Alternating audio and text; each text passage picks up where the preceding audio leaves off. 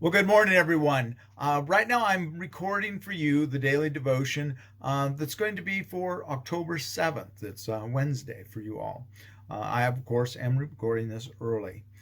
Today, we're looking at a bit of scripture that sometimes might make us scratch our heads, be a little puzzling, and make us wonder what's going on with John. We're talking about John the Baptist. We haven't talked to him about him for a few chapters. I believe it was chapter 3 was the last we heard from John, and he was arrested. Remember? And he didn't baptize Jesus in Luke's gospel. So it's been a while since we've seen John, but here he pops back up out of nowhere, and we're talking about John the Baptist again for just the next couple 3 days here, today, tomorrow, and the next. So John is sending a message he's in prison. He's sending a message by some of his followers to Jesus to ask Jesus a question. So we are in Luke's Gospel, chapter 7, verses 18 to 23. And I'm just going to go ahead and read it, and then we'll talk about it, all right?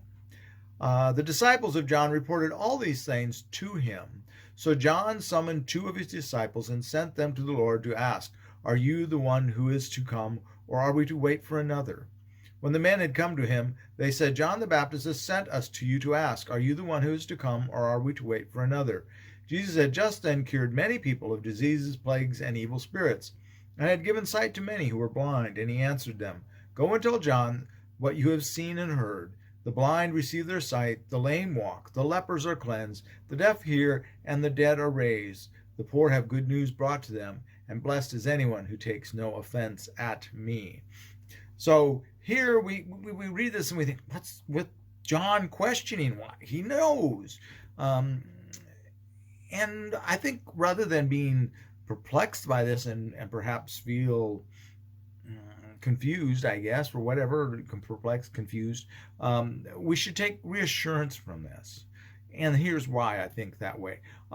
Because John has lived his whole life.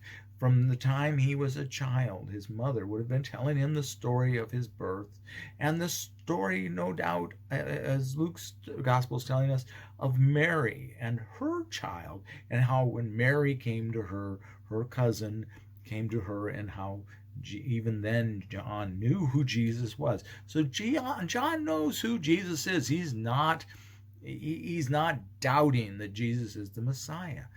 But no matter who we are, no matter how firm and strong we are in the faith, we're going to have moments of doubt. And so here we can take reassurance from this. In those dark moments when we are in jail, John is literally in jail. When we feel like the world is caving in on us, when we can't help but question, where's God in all of this? Is God in all of this? Where and why? And what's to come? And so we have doubts, and we wonder. It's said that Mother Teresa, of course, one of the most blessed and kind and faith-filled people of earth, or on earth, that ever were, that she had moments of doubt. In fact, she had great doubt at times in her life, surrounded by all of the tragedy that she was in the ghettos of Calcutta. She lived her life by her own choosing, and dealing with the most outcast. We think we have people that are outcast here in the United States. Nah, I think Mother Teresa would kind of go, "Wow, you guys need to seriously buck up." But that's another story. So here, John, he's lived his whole life. He knew his mission was prepare the way for the Messiah. And so he's now facing his own death. He's coming up, and he's questioning, did I choose right? Did I do well? He knows he did. He's sure of it in his heart, but still in the darkness, the questions and the doubt creeps in. And we have that too. It creeps in. And so we take reassurance that even John doubted. Just as we take reassurance when we're tempted, that Paul says, the evil man that I am, that I wish to do, I don't do, and that I wish I wouldn't do, I do. And I'm paraphrasing. That's not exactly the quote, but that's what he's getting at. So we can take reassurance from that. And so likewise, I think we can take comfort in this as well when we have these doubts that haunt us and plague us, and sometimes in the dark of night, sometimes in the depth of trouble.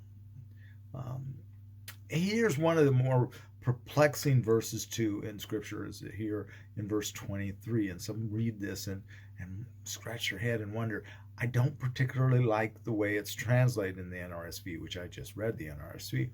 Um, they don't take a literal translation of it, and we'll look at it here in NRSV, and then we'll look at it in Young's literal translation and try to think about it. So what do we get out of verse 23 in the NRSV? It says, "And blessed is anyone who takes no offense at me." What does that mean? Well, let's look at Young's literal translation and see what it means in the literal Greek. "And happy is he whoever may not be stumbled in me."